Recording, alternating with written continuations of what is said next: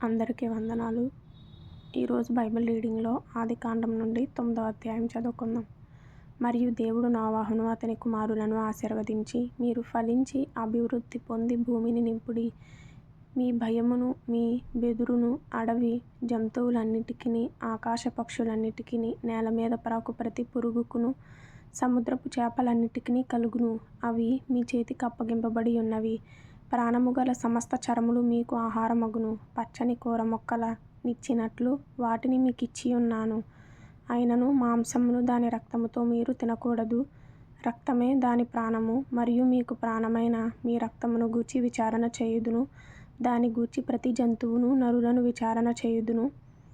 ప్రతి నరుని ప్రాణమును గూర్చి వాని సహోదరుని విచారణ చేయుదును. నరుని రక్తమును చిందించు వాని రక్తము నరుని వలననే చిందింపబడును. ఏలయనగా దేవుడు తన స్వరూపమందు నరుని చేసెను. మీరు ఫలించి అభివృద్ధి నొందుడి. మీరు భూమి మీద సమృద్ధిగా సంతానము కని విస్తరించుడని వారితో చెప్పెను.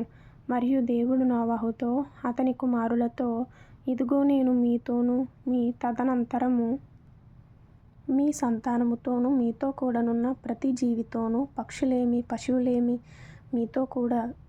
మీతో కూడా సమస్తమైన భూజంతువులేమి ఓడలో నుండి బయటికి వచ్చిన సమస్త భూజంతువులతోనూ నా నిబంధన స్థిరపరచుచున్నాను. నేను మీతో నా నిబంధన స్థిరపరచుదును. సమస్త శరీరులు ప్రవాహ జలముల వలన ఇకను లయపరచబడరు. భూమిని నాశనము చేయుటకు ఇకను జల ప్రవాహము కలుగదని పలికెను. మరియు దేవుడు నాకును మీకును మీతో కూడనున్న సమస్త జీవరాశులకును మధ్య నేను తరతరములకు ఏర్పరచుచున్న నిబంధనకు గురుతు ఇదే. మేఘములో నా ధనుస్సును ఉంచితిని. అది నాకును భూమికిని మధ్య నిబంధనకు గురుతుగా నుండును. భూమి పైకి నేను మేఘమును రప్పించునప్పుడు ఆ ధనుస్సు మేఘములో కనబడును. అప్పుడు నాకును మీకును సమస్త జీవరాశులకును మధ్యనున్న నా నిబంధనను జ్ఞాపకము చేసుకొందును గనుక సమస్త శరీరులను నాశనము చేయుటకు అలాగు ప్రవాహముగా నీళ్లు రావు. ఆ ధనుస్సు మేఘములో నుండును. నేను దాని చూచి దేవునికిని భూమి మీదనున్న సమస్త శరీరులలో ప్రాణము గల ప్రతి దానికిని మధ్యనున్న నిత్య నిబంధనను జ్ఞాపకము చేసుకొందుననెను. మరియు దేవుడు నాకును భూమి మీదనున్న సమస్త శరీరులకును మధ్య నేను స్థిరపరచిన నిబంధనకు గురుతు ఇదే అని నోవహుతో చెప్పెను. ఓడలో నుండి వచ్చిన నోవహు కుమారులు షేము హాము యాపెతు అనువారు. హాము కనానుకు తండ్రి. ఈ ముగ్గురు నోవహు కుమారులు. వీరి సంతానము భూమి అందంతటా వ్యాపించెను. నోవహు వ్యవసాయము చేయనారంభించి ద్రాక్షతోట వేసెను. పిమ్మట ద్రాక్షారసము త్రాగి మత్తుడై తన గుడారములో వస్త్రహీనుడుగా నుండెను. అప్పుడు కనానుకు తండ్రి అయిన హాము తన తండ్రి వస్త్రహీనుడై ఉండుట చూచి బయటనున్న తన ఇద్దరు సహోదరులకు ఆ సంగతి తెలిపెను. అప్పుడు షేమును యాపెతును వస్త్రమొకటి తీసుకొని తమ ఇద్దరి భుజముల మీద వేసుకొని వెనుకకు నడిచి వెళ్ళి తమ తండ్రి దేశములను కప్పిరి. వారి ముఖములు వెనుక తట్టు ఉండుట వలన తమ తండ్రి దేశములను చూడలేదు. అప్పుడు నోవహు మత్తు నుండి మేలుకొని తన చిన్న కుమారుడు చేసిన దానిని తెలుసుకొని, కనాను శపింపబడిన వాడై తన సహోదరులకు దాసుడగును అనెను. మరియు అతడు షేము దేవుడైన యెహోవా స్తుతింపబడును గాక, కనాను అతనికి దాసుడగును. దేవుడు యాపెతును విశాలపరచును. అతడు షేము గుడారములలో నివసించును. అతనికి కనాను దాసుడగును అనెను. ఆ జల ప్రవాహము గతించిన తరువాత నోవహు 350 ఏండ్లు బ్రతికెను. నోవహు బ్రతికిన దినములన్నీయు 950 ఏండ్లు. అప్పుడతడు మృతి పొందెను. ఇప్పుడు ఆదికాండము 10వ అధ్యాయం నుండి. ఇది నోవహు కుమారుడగు షేము హాము యాపెతు అను వారి వంశావళి. జలప్రళయము తరువాత వారికి కుమారులు పుట్టిరి. యాపెతు కుమారులు గోమెరు, మాగోగు, మాదయి, యావాను, తుబాలు, మెషెకు, తీరసు అనువారు. గోమెరు కుమారులు అష్కనజు, రీఫతు, తోగర్మా అనువారు. యావాను కుమారులు ఏలీషా, తర్షీషు, కిత్తీము, దాదోనీము అనువారు. వీరి నుండి సముద్ర తీరమందుండిన జనములు వ్యాపించెను. వారి వారి జాతుల ప్రకారము, వారి వారి భాషల ప్రకారము, వారి వారి వంశముల ప్రకారము ఆయా దేశములలో వారు వేరైపోయిరి. హాము కుమారులు కూషు, మిస్రయిము, పూతు, కనాను అనువారు. కూషు కుమారులు సెబా, హవీలా, సప్తా, రాయమా, సప్తకా అనువారు. రాయమా కుమారులు షేబ, దదాను అనువారు. కూషు నిమ్రోదును కనెను. అతడు భూమి మీద పరాక్రమశాలి అయి యుండుటకు ఆరంభించెను. అతడు యెహోవా ఎదుట పరాక్రమము గల వేటగాడు. కాబట్టి యెహోవా ఎదుట పరాక్రమము గల వేటగాడైన నిమ్రోదు వలె అను లోకోక్తి కలదు. షీనారు దేశములోని బాబెలు, యెరెకు, అక్కదు, కల్నే అను పట్టణములు అతని రాజ్యమునకు మొదలు. ఆ దేశములో నుండి అష్షూరుకు బయలుదేరి వెళ్ళి నీనెవెను, రహోబోతీరును, కాలహును, నీనెవెకును, కాలహుకును మధ్యనున్న రెసెనును కట్టించెను. ఇదే ఆ మహాపట్టణము.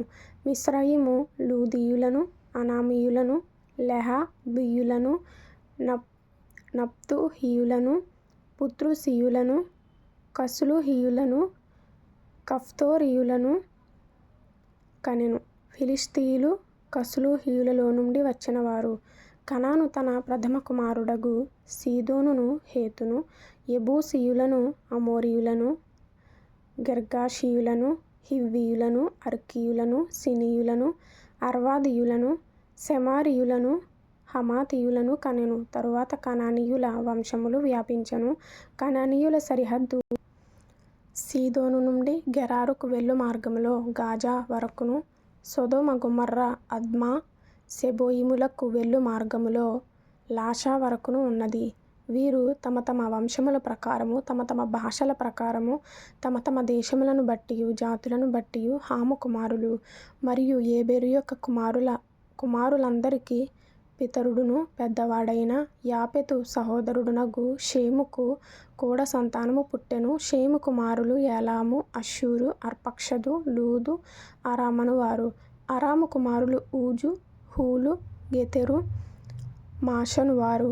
అర్పక్షదు షేలహును కనెను. షేలహు ఏబెరును కనెను. ఏబెరుకు 2 కుమారులు పుట్టిరి. వారిలో ఒకని పేరు పెలెగు. ఏలయనగా అతని దినములలో భూమి దేశములుగా విభాగింపబడెను. అతని సహోదరుని పేరు యొక్తాను. యొక్తాను అల్మోదాదును, షెలపును, హనర్మావెతును, యెరహును, హదోరమును, ఊజాలును, దిక్లాను, ఓబాలును, అబీమాయెలును, షేబను, ఓఫీరును, హవీలాను, యోబాబును కనెను. వీరందరూ యొక్తాను కుమారులు. మేషా నుండి సపారాకు వెళ్ళు మార్గములోని తూర్పు కొండలు వారి నివాస స్థలము. వీరు తమ తమ వంశముల ప్రకారము, తమ తమ భాషల ప్రకారము, తమ తమ దేశములను బట్టియు తమ తమ జాతులను బట్టియు షేము కుమారులు. వారి వారి జనములలో వారి వారి సంతతుల ప్రకారము నోవహు కుమారుల వంశములు ఇవే. జల ప్రవాహము గతించిన తరువాత వీరిలో నుండి జనములు భూమి మీద వ్యాపించెను. ఇప్పుడు కీర్తనల గ్రంథం నుండి 5వ కీర్తన. ప్రధాన గాయకునికి పిల్లన గ్రోవితో పాడదగినది దావీదు కీర్తన. యెహోవా, నా మాటలు చెవిని బెట్టుము, నా ధ్యానము మీద లక్ష్యముంచుము. నా రాజా, నా దేవా, నా ఆర్తధ్వని ఆలకించుము. నిన్నే ప్రార్థించుచున్నాను. యెహోవా, ఉదయమున నా కంఠస్వరము నీకు వినబడును. ఉదయమున నా ప్రార్థన నీ సన్నిధిని సిద్ధము చేసి కాచియుందును. నీవు దుష్టత్వమును చూచి ఆనందించు దేవుడవు కావు. చెడుతనమునకు కింద ఫుట్నోట్లో దుష్టునకు నీ యొద్ద చోటు లేదు. డాంబికులు నీ సన్నిధిని నిలువలేరు. పాపము చేయు వారందరూ నీకు అసహ్యులు. అబద్ధమాడు వారిని నీవు నశింపజేయుదువు. కపటము చూపి నరహత్య జరిగించువారు యెహోవాకు అసహ్యులు. నేనైతే నీ కృపాతిశయమును బట్టి నీ మందిరములో ప్రవేశించెదను. నీ ఎడల భయభక్తులు కలిగి నీ పరిశుద్ధాలయము దిక్కు చూచి నమస్కరించెదను. యెహోవా, నా కొరకు పొంచియున్న వారిని బట్టి నీ నీత్యానుసారముగా నన్ను నడిపింపుము. నీ మార్గమును నాకు స్పష్టముగా కనుపరచుము. వారి నోట యథార్థత లేదు. వారి అంతరంగము నాశనకరమైన గుంట. వారి కంఠము తెరచిన సమాధి. వారు నాలుకతో ఇచ్చకములాడుదురు. దేవా, వారు నీ మీద తిరుగబడి ఉన్నారు. వారిని అపరాధులనుగా తీర్చుము. వారు తమ ఆలోచనలలో చిక్కుబడి కూలుదురుగాక. వారు చేసిన అనేక దోషములను బట్టి వారిని వెలివేయుము. నిన్ను ఆశ్రయించు వారందరూ సంతోషించుదురు. నీవే వారిని కాపాడుదువు గనుక వారు నిత్యము ఆనందధ్వని చేయుదురు. యెహోవా, నీతిమంతులను ఆశీర్వదించువాడవు నీవే. కేడుముతో కప్పినట్లు నీవు వారిని దయతో కప్పెదవు. కావున నీ నామమును ప్రేమించువారు నిన్ను గూర్చి ఉల్లసింతురు.